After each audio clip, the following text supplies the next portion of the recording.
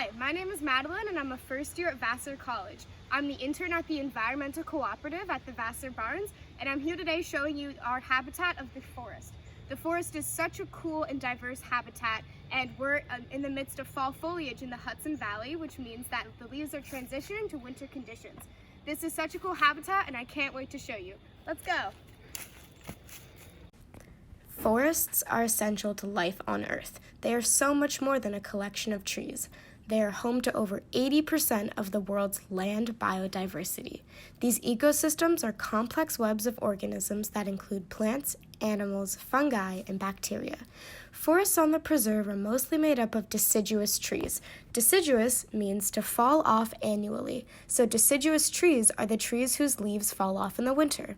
These types of trees thrive in a mild, wet climate, which is why our forests are so abundant here. Another type of tree is coniferous. Coniferous trees, also called evergreens, have needles instead of broad leaves and do not lose their needles in the winter. Some of the most dominant trees in the forest are the red maples. They are very common because they are very adaptable to different living situations.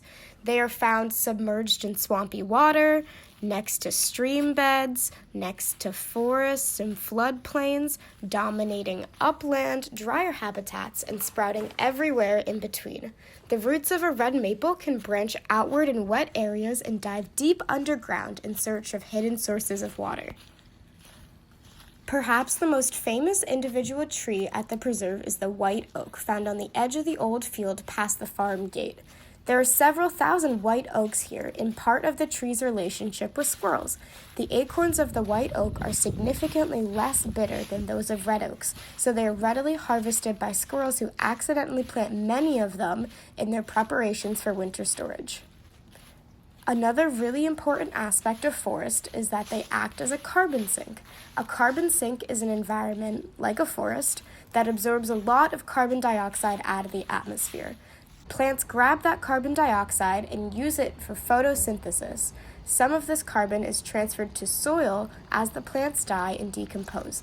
This is an important way to stop the acceleration of climate change. Thank you so much for coming with me to explore forests, and be sure to check out the other habitat videos on your Padlet.